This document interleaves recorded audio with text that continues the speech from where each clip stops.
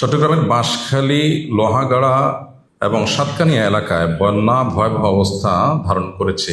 ইতিমধ্যে আমাদের টিম বন্যা দুর্গত এলাকায় উদ্দেশ্যে চলে গেছে এবং সেখানে পাহাড়ি ঢলের কারণে, অতিবৃষ্টির কারণে মানুষের জনজীবন বিপর্যস্ত, প্রচণ্ড রকমের বন্যা পরিস্থিতি সেখানে তৈরি হয়েছে। আমি উদাত্ত আহ্বান করব সে সমস্ত এলাকার মানুষদের প্রতি, এই সময়টাতে, বন্যার শুরুর সময়টাতে মূলত দরকার হলো আশপাশে মানুষের সহযোগিতা। দূরের মানুষ গিয়ে যতটা সহযোগিতা করতে পারে, বন্যার শুরুতে মূলত কাছের মানুষরা সবচেয়ে বেশি সহায়তা করতে পারে। ধরুন একটা পরিবার, তাদেরকে উদ্ধার করা দরকার, তাদের ধান চালগুলো ডুবে যাচ্ছে, কারোর বিল্ডিং আছে, তার উচিত হলো তার বিল্ডিং এর স্থান দেওয়া, তার ছাদে স্থান দেওয়া।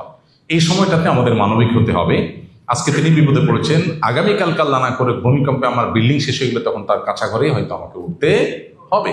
এজন্য আল্লাহকে সন্তুষ্ট করার জন্য এই সুযোগকে কাজে লাগানো, এটা স্কোপ বান্দাকে সেবা দেওয়ার জন্য, দিয়ে আল্লাহকে খুশি করার জন্য। এজন্য আমি উদাত্ত আহ্বান করব এই সমস্ত দুর্গত এলাকাগুলোতে, বাঁশখালী, সাতকানিয়া, লোহাগাড়া, যে সমস্ত এলাকাগুলো প্লাবিত হয়ে গেছে, ঘরবাড়ি ডুবে গেছে, যাদের সামর্থ্য আছে, যাদের বড় দালান কোঠা আছে, তারা অন্যদেরকে, আশপাশের প্রতিবেশীদেরকে সকল প্রকার ভেদাভেদ ভুলে গিয়ে, এমনকি হিন্দু মুসলিম নির্বিশেষে প্রত্যেকটা মানুষকে আশ্রয় দিবেন এবং সবাইকে বেঁচে থাকতে সাহায্য করবেন। এটা হলো স্থানীয়দের সবচেয়ে বড় কাজ এবং এই মুহূর্তে তাদের কাজটা সবচেয়ে বেশি জরুরি। আমরা দূর থেকে গিয়ে যতটা করতে পারবো তারা আরো বেশি করতে পারবে। অনেকে স্বার্থপরের মতো, আমি আমার ফ্যামিলি ভালো আছি, বা দরজা বন্ধ করে দেয়, বাকি সব দুনিয়া ডুবে যাক, আমার কিছু করার নেই, এই মানসিকতা, স্বার্থপরের মতো মানসিকতা একজন ইমানদার লালন করতে পারে না। এই টাইমটাতে আমরা সবাই সবার পাশে দাঁড়াবো।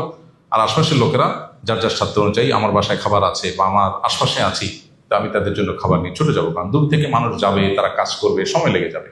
আসন্না ফাউন্ডেশন আলহামদুলিল্লাহ প্রতিবারই, বন্যা হোক, অন্য যে কোনো দুর্যোগ আসুক না কেন, সেগুলোতে কাজ করে। আমরা এখানেও কাজ করবো ইনশাআল্লাহ। শুধুমাত্র ত্রাণ কার্যক্রম নয়, আল্লাহ চাহেন তো যদি ঘরবাড়ি ক্ষতিগ্রস্ত হয়ে থাকে, বন্যার পরে ইনশাআল্লাহ পুনর্বাসন করা, ঘরবাড়ি করে দেওয়া। মানুষ তো সাধারণত আপনার চিড়ামুড়ি এটা সেটা দিয়ে চলে আসে, আসন্না ফাউন্ডেশন সেটা করে না, বরং আসন্না ফাউন্ডেশন শেষ মুহূর্ত পর্যন্ত কাজ করে। আমরা ইনশাআল্লাহ শুধু ত্রাণ না, ত্রাণের চাইতে বেশি ইনশাআল্লাহ পুনর্বাসন কার্যক্রম করবো। ত্রাণ তো করবোই, ত্রাণ কার্যক্রম তো চলবেই। এই মুহূর্তে যে ক্রাইসিসটা আছে, একটু পানি শুকিয়ে গেলে তখন মেইন ক্রাইসিসটা শুরু হয়। তখন খাবার দাবার, যারা উপার্জন দিন আনে দিন খায়, তাদের চাল ডাল থাকে না। তো আমরা প্রতি বছরই চাল ডাল দিই তাদেরকে, অন্তত 1-2 মাস যাতে তারা যারা সার্ভাইভ করতে পারে, মাথা সোজা করে দাঁড়াতে পারে, সেই ব্যবস্থা আমরা করি। তো ইনশাআল্লাহ সাময়িক ত্রাণ কার্যক্রম, তারপরে পার্মানেন্ট ত্রাণ কার্যক্রম এবং পুনর্বাসন কার্যক্রম, তিনটে আমরা করবো ইনশাআল্লাহ সাধ্য অনুযায়ী। ইতিমধ্যে আমাদের টিম দুর্গত এলাকার উদ্দেশ্যে রওনা হয়ে গেছে। আল্লাহ তাআলা দুর্গত ভাইদের দুর্গতি দূর করে দিন, তাদের কষ্ট আল্লাহ তাআলা রাঘব করে দিন।